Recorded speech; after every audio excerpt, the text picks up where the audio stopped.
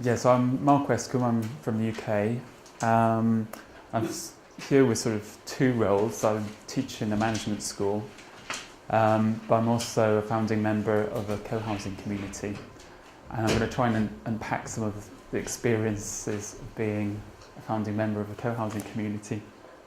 So the Americans have a term called burning souls, which tends to be founding members and people who sort of take leadership roles in developing intentional communities, or particularly co-housing communities. And my experience, both myself and observing other people, is burning souls often burn out. And for me, the experience, I sort of burnt out after about 5 years of being involved in the project. And the experience of burning out was not related to the task of developing the houses, but it was more related to the emotional energy that was required to interact with people, or in particular difficult people. So I'm starting to try and unpack this now back in my day job, now that I've finally moved into my co-housing project. So my background's in management science, which probably not many of you are aware of. So it's basically a department that's interested in designing ways or designing systems of getting things done or doing things. So it tends to be operations, organisations or projects. And it might be designing flow through a supermarket, or what I sort of specialise in is designing processes for people to make collaborative decisions. So my background has mostly been in helping organisational teams make strategic decisions where there's large degrees of conflict and where people have different values, different belief systems, different objectives. And I sort of engage with them to go through processes to come through to what I suppose is a loose consensus. But I'm not the ideal person to unpack my experience. One, because of my background isn't necessarily the most appropriate, but also I think being a subject, object. So I've teamed up with Dermot O'Reilly, who's also in the management school. He's a sort of sociologist. We've got a common ground, and we're both interested in how people negotiate values. So that's what we've been trying to look at for the last sort of 15 months, and I have to admit Dermot's been doing the bulk of the work up until now.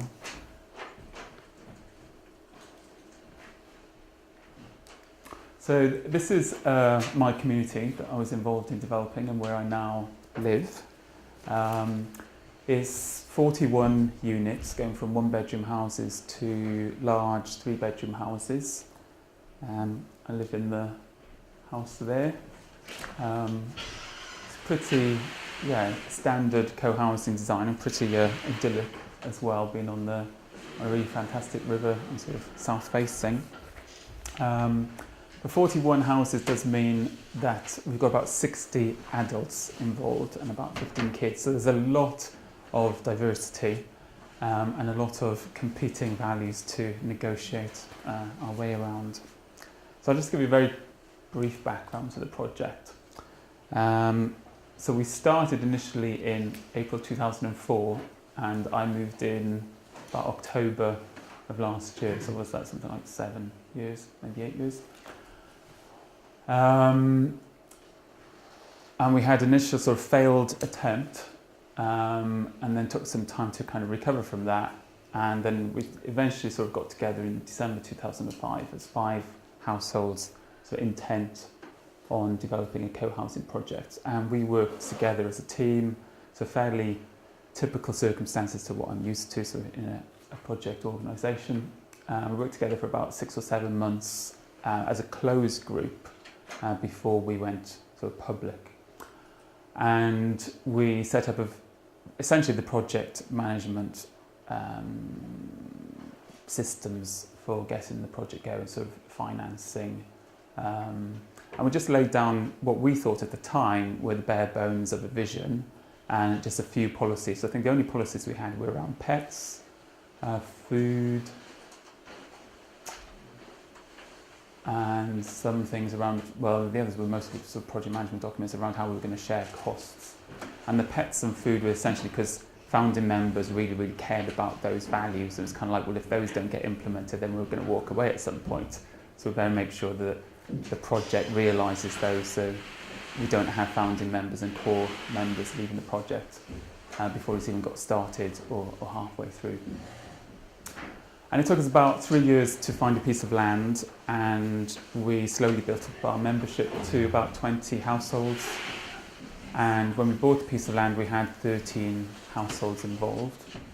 And then we had a 3-year development process and building up to, I suppose, about 35 households to the point where people started moving in. So we had about 6 houses still to sell 9 months ago. And we still got one to sell, just in case anybody's... a fantastic view of the river, sort of very large 1-bedroom loft flat.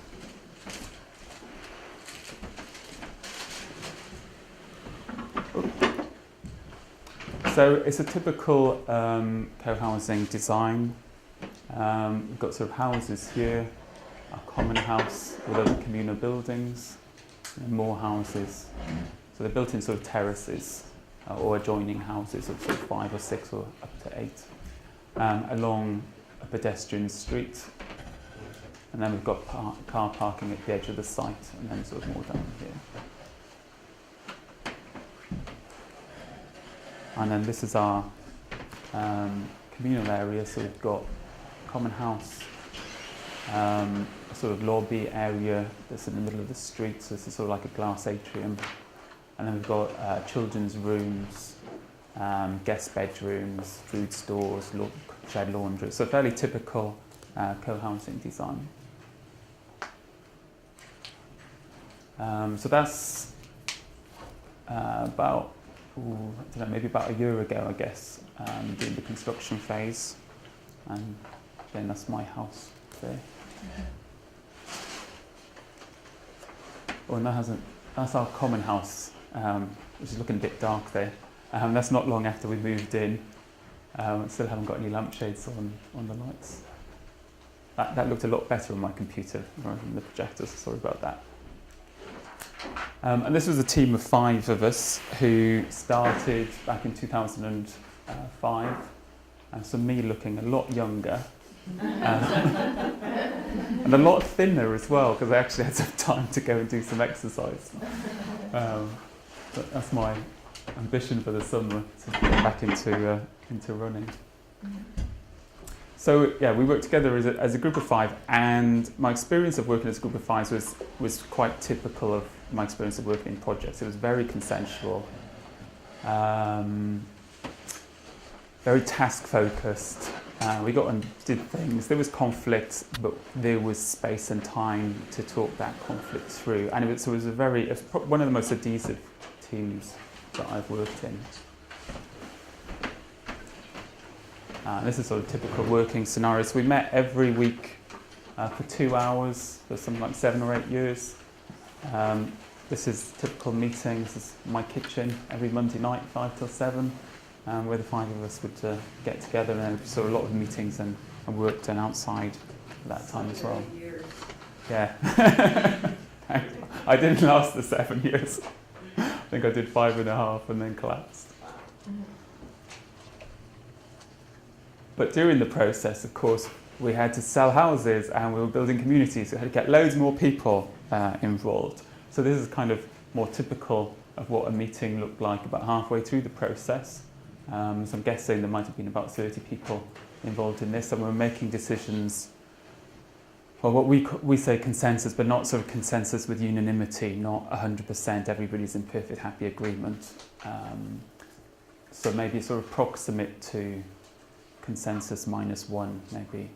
We've got sort of our own method, very similar to, if some of you know, the N Street method of consensus. So before we got people to join us, we defined our vision, and we thought we did a very neat job of capturing it in 3 paragraphs, everything that we were aiming to do. And this is something I did have some experience of. in my background, and we did kind of follow all the best practice that was available in the co-housing books, particularly Diana Leaf Christian's book, Creating a Life Together. And what we were essentially doing was asking people to join our community and say, sign up to this vision. We've given us the bare bones so you know what you're joining, but we've tried to avoid setting down too many policies in stone. So we'll do that once we've got a sort of a large group of people that's kind of then people are going to be defining the community that they want to live in, given that they're going to be living this. We tried not to be control freaks. In this vision, so most of this is about like we're going to build eco-houses, we're going to build co-housing, we're all going to live together happily ever after, and we're going to change the world in the process. So that's basically a summary of those 3 paragraphs. Now, embedded in that, I've found 21 expressions of different values or different objectives that we were aiming for. So there was, as people have joined, I'm sure we didn't get a single person who managed to sign up to all 21 of those objectives. So there was conflict amongst us as a group, amongst actually what were the values that we were aspiring to. And then, of course, not everybody read this in particular detail. So people left things out. They chose maybe to ignore some of the things that they didn't necessarily agree with. And then I think some people probably projected onto it values that they did have that they didn't see us representing. So there was difference in interpretation, in understanding, in the actual core values themselves. And that's led to a lot of dialogue over the last 6 years or so. I'm also conscious now, looking back, that it's incomplete. There were a lot of values that we held as a group of 5 and that we've continued to hold as a wider group that aren't included in this, such as our decision-making methods, that we're going to be participatory and collaborative and use consensus, though we're not wedded to consensus as a tool. And what's also pretty shocking looking at that now is there is not a single statement about fulfilling individual needs. This is all about the community.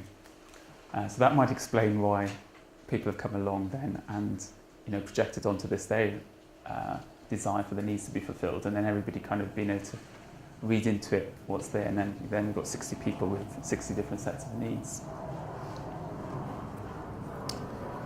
And a lot of fighting going on. Now they do mostly form a hierarchy of objectives. So the intention to build eco-houses leads to an intention to live in an ecologically sustainable way, and the intention to build co-housing leads to the intention of living together in a socially sustainable way. So it's not that there's sort of 21 distinct values there. So I guess the core things that we were looking for really, so this is me with my project management world hat on, we were looking for some certain outcomes which were sort of ecologically sustainable, socially sustainable, and being a beacon of good practice. We're going to achieve that through having houses using co-housing design, build into sort of an eco-spec, which we use passive house, and individual households we're going to sort of maintain or provide the privacy that individuals might want. And then this was balanced against sort of the resources available, so the budget available, so total budget, and then sort of time available to manage the process. And then sitting in all of this is people's personal preferences, their beliefs, their values, and also their household budgets. So one of the things that really informs is people's attitude towards risk, or people's attitudes to the possibility of cost overruns.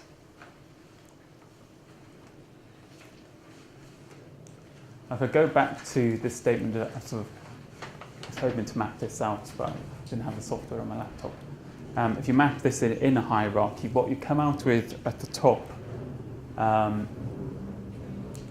is that we're looking to act as a catalyst and inspiration for significant improvement in the sustainability of new development. So by building a socially sustainable environment and by building an environmentally sustainable environment for us to live in, we're hoping to influence the wider world. So I did kind of think, oh, that's all a bit woolly.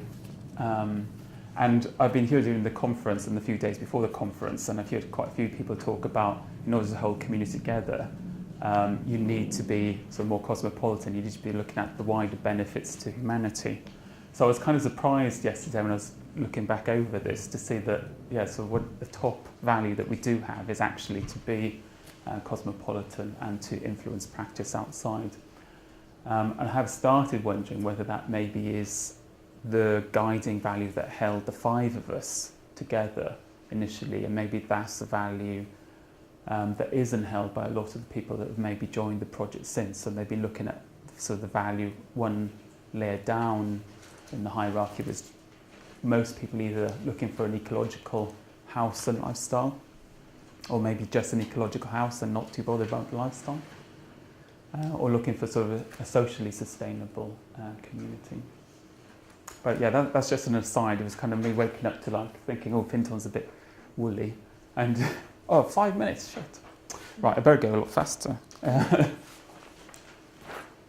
So what we've been looking at, I suppose, there was a lot of conflict, and I've been trying to unpack that. So when I first went to the literature, so I came up with, or was aware that a lot of it seemed to be focused around people either looking at ends or the objectives they're trying to achieve and then arguing over that, but also arguing over the means, how you're going to achieve those ends, and values being embedded in both of those. I think the way that our community constructed this was there was a lot of debate about were we spending too much time on task and not enough time on process, or too much time on process and not enough time on task, and I see that a lot in the co-housing literature. And that confused me because I am a process person. And so, well, how come task is the bad thing? And that's what I was experiencing. How come process is the bad thing, the baddie here? And that's what I was experiencing, is what the group was calling process seemed to be the disruptive element, the thing that we're really struggling with. So for me, I guess process is how you go about doing task. So I've looked at sort of a few different literatures and found out different ways that process gets interpreted. So in my world, process is about decision making. It's about ensuring that you explore the issues of a problem, but also ensure that you explore it in a way that is just to the people involved, and that you take on board the different worldviews and you try to accommodate those different worldviews when you agree an action plan. So it's very much focused on the ends or achieving objectives. And the project management literature focuses a lot on task-orientated people and process-orientated people, which is a different understanding. From what I can understand is that the process-orientated people is what I would suppose call relationship or relational orientated personalities. So they're not necessarily interested in achieving the ends. For them it's important how you go about it, because they gain some value in having a meeting and maybe learning in that meeting space, or enjoying that meeting space, enjoying the relationships in that meeting space, not just seeing the meeting as a means for achieving an end. The group, I think, understood process on some occasions as just the time taken to do consensus, and there was sort of resistance to that. And I think a lot of that then still didn't capture what I was experiencing as us labelling process. And the only label I've come up with is because I've gone through kind of aggression, conflict, personalities. It's basically everything that gets in the way of completing a task. And I think that's basically how we were probably using the word process as a group. And just some examples. This is where I definitely need somebody to help me unpack these, because I think they're too close to my heart. It's just basically the sort of core team and having to defend themselves, spend a lot of time, maybe I was estimating 70 to 80% of our time was being spent not on doing tasks, but on engaging with individuals in the community and satisfying either their individual needs or their desires for information or for explanations to things, or to go through something for the 10th time, or defend ourselves against sort of accusations of abuse of power or lack of transparency, or the means that we were employing being criticised, how we were going about doing things. So that's what I've tried to engage with Dermot on. So basically we've got every single document that was ever written in the group to analyse. We've made a sort of a selection of that data, and we've got a lot of filming, and we've done a lot of interviews. So we've just started to unpack that. And this is when sort of interdisciplinary research is coming to the fore. So Dermot's a sociologist and has taken a slightly different tack to me. But what's coming through from Dermot's analysis is essentially that the dominant culture or the dominant value that's being displayed is one of completing. So even when we've been talking to people who weren't in the core team, or even in sort of the second or third tier of the core team, it was still, this was being displayed in our meetings, that was sort of one of the key criteria for making decisions about how we were spending time. But there was a lot of diversity in to what extent people were concerned with completing, and diversity in people's understanding of what completing looked like, and also sort of diversity in understanding of what forms of knowledge or what forms of doing were required in order to achieve completion. I'm sort of conscious, just as an aside, is that it's quite easy to spend somebody else's resource. So if you're not engaged in doing, then it's quite easy to request somebody else to be doing more doing on your behalf. So that's one of the things still for me to unpack. There was also a difference in willingness to take interest in and responsibility for knowing and for doing. But values around community and ecological were sort of second tier, and they were generally well shared in the group, but different people had put focus on one more than the other. And quite a lot of the interviews did, I was surprised at this, suggest that people were concerned that ecological had taken, had overshadowed community to some extent. And then one of the other key values that came through, which I wouldn't have expected, was that we valued reflecting heavily. And as soon as that was pointed out to me, I was kind of really aware of that. We did a lot of reflective processes. Dermot, who works with me, sees that as a value in its own right. And I was kind of said, well, no, you reflect it in order to improve what you're doing. So it's task orientated or it's instrumental. So a lot of the reflecting that we were doing was kind of like trying to identify risk, identify avoiding stress or burnout or group breakdown.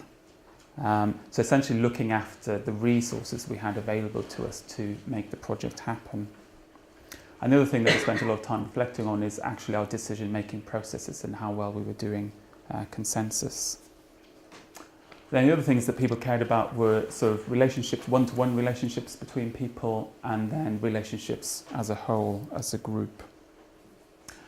But the one thing that Dermot has concluded, I haven't got time here to really represent, is that essentially having a shared vision isn't unifying enough to negotiate conflict in a group. I'll do another 2 or 3 minutes and I have less questions. We've got 5 minutes until... Right, okay. So me kind of stepping back out of academic mode and just reflecting as somebody who's been involved in the project management of this, I think my understanding now is that there's a limit to the resource available to people who are involved in the core team developing a project. And the resources available are essentially people's time, their effort and their commitment. And decision making or the use of those resources essentially ensuring that there's an ongoing availability of them So something needs to be done to sort of foster and maintain that commitment, time and energy. And those resources seem to be spent on sort of tasks, getting the project done, sort of relational activities, so that relating one-to-one, having, enjoying human contact. And we are setting up communities, so that's important.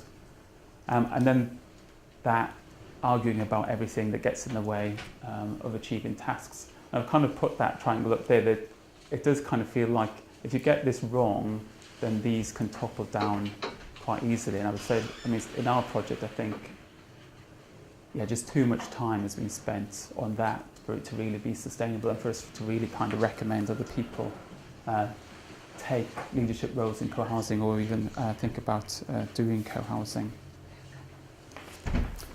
So we haven't got to the point where we can recommend how to get around this. I'm very conscious that in organisational life in general, that organisations have a lot of problems in explicitly knowing how they allocate resources, so deciding how people spend how much time on what activity. So I don't think this is unusual to co-housing, but it's something that's out there in the wider organisational world. I think what I've seen in some projects in the US is that sort of the core project team is protected from the wider group. So in the way that in most co-housing groups, the architect, the engineer, there's only one person on the project team who can have access to that person, so they essentially act as a gatekeeper. But I've seen some American projects have gatekeepers like from the process team in order to have contact with the project team, so maybe the 3, 4, 5 individuals who are part of the community who are involved in the build. Maybe it's just about being more explicit as a group that there is an allocation of resource, and the more time you spend on arguing about things and satisfying individuals' needs, then the less time you've got for these two things up here. And maybe it's the case of having a sort of proactive team that deals with these behaviours. I think we have a process team, but I don't think we've ever proactively challenged disruptive behaviour. I think we've tended to just avoid it. So that was a lot quicker, but a lot shorter amount of time than I thought. So I don't know whether there's even a chance for one question. Probably time for 2 quick questions if people have got things immediately in their mind. Okay, we've got How much deliberations did you do? Not during the enough. process? We were really, really bad at it. Really bad at it. Mark, you come from an industry background, Yeah. management systems, generally public and large non-profit organizations that avail themselves.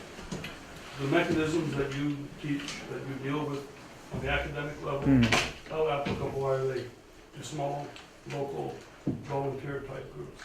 Yeah, they're very applicable. A lot of them were developed in small voluntary NGO sector organisations. So they're totally embedded. I know how they're embedded in what we've done. I think what I've experienced here that I haven't experienced in industry is that degree of interpersonal conflict.